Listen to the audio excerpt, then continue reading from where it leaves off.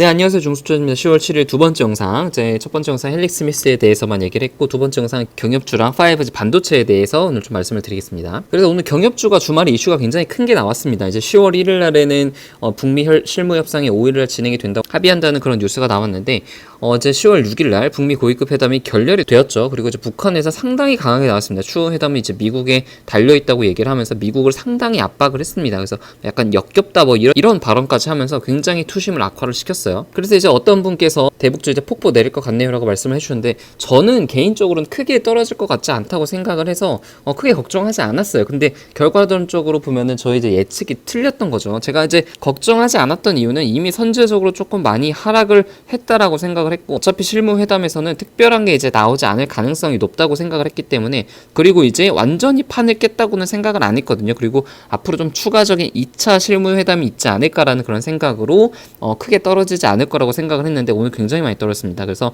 생각보다 북한이 이제 강하게 나온 것 때문에 많이 떨어진 것이고, 오늘 이제 대처는 고점에서 이제 매도를 좀 제가 했단 말이에요. 이제 매도를 한 것은 좀 잘한 부분이라고 생각을 하고, 이 매도한 부분을 가지고 오늘 조금 추가 매수했습니다. 그래서 제가 산 가격보다는 오늘 조금 더 하락을 하긴 했지만, 저는 이 판이 절대 미국이 완전하게 깨지는 않을 거라고 생각을 하고 있거든요. 북한도 이 판을 완전히 깰 거라고 생각은 하고 있지 않기 때문에, 지금은 어떻게 보면 지금 많이 악재가 나왔을 때 좀 추가적으로 비중이 없으신 분들은 비중을 조금 늘릴 수 있는 그런 기회라고 개인적인 생각을 갖고 있고, 항상 본인의 판단에 투자를 하시길 바랄게요. 그래서 제가 계속 말씀을 드리지만, 호재는 악재를 낳고 악재는 호재를 낳는다는 그런 주식의 어떤 특성에 대해서 이해를 하고 계셔야 돼요.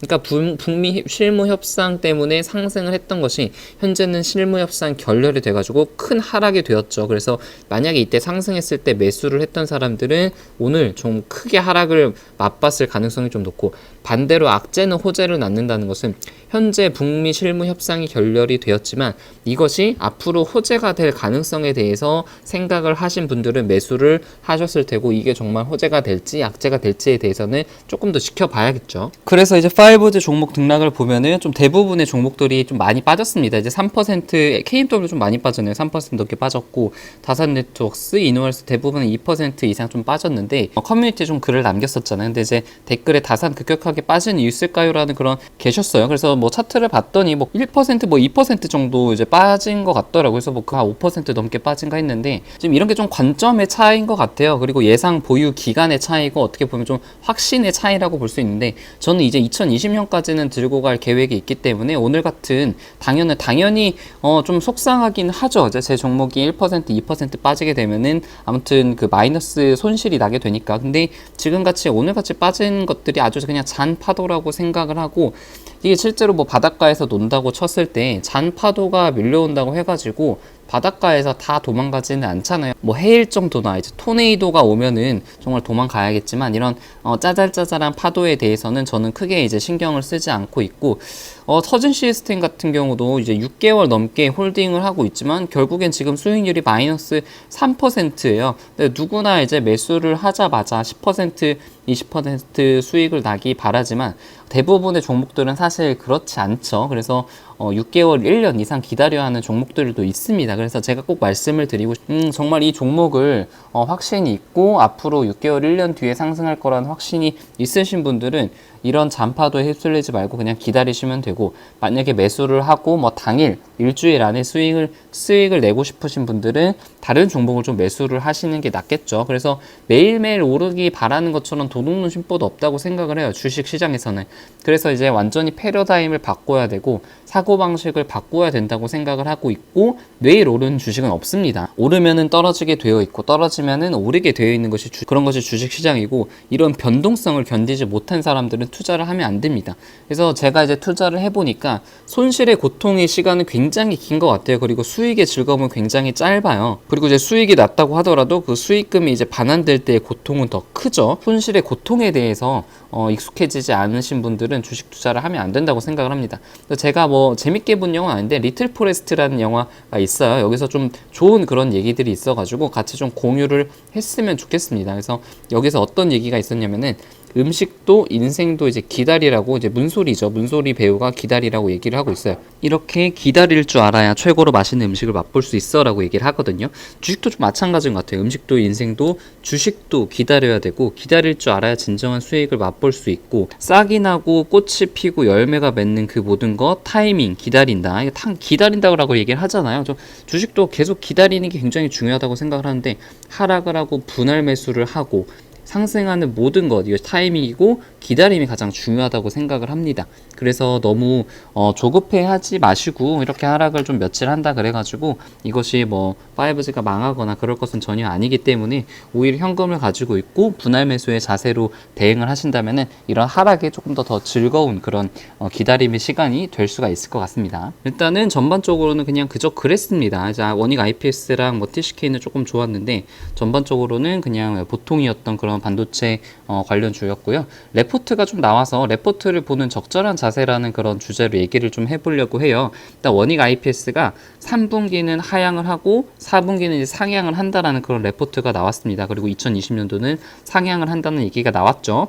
3분기 매출과 영업이익을 좀 보면은 이제 53억 원으로 마이너스 85%로 굉장히 지금 실적이 떨어질 것으로 전망이 되고 있고, 4분기는 매출이 이제 2,400억 원, 그리고 영업이익이 386억으로 플러스 633% 엄청나게 또 반대로 오릅니다. 그러니까 3분기는 좀 떨어지고 4분기는 오른다는 것이 이제 컨센의 예측인데, 지금 반도체 쪽으로는 D램과 랜드 쪽 신규 투자가 지금 부진한 그런 상태이고, 2020년에 이제 라인이 증설이 되면서 반도체 장비 쪽으로 이제 매출이 본격적으로 발생이 될 거다라는 그런 레포트였죠. 자, 그러면은 이 레포트를 보고 뭐 살지 팔지, 3분기가 하향이 되니까 지금 사면 안 되겠다, 혹시 4분기가 이제 상향이니까 지금 사야겠다라고 이제 판단을 하실 수가 있는데, 현명한 투자자라면은 지금 이런 내용을 가지고 사야겠다 팔아야겠다 이렇게 단순하게 1차적으로 생각을 하시기보다는 호재라든가 악재들이 주가에 지금 어디까지 반영이 되어 있을지가 중요한 것 같아요. 지금 이 주가를 보게 되면은 박스권을 그렸다가 지금 박스권 상단을 좀 뚫었죠.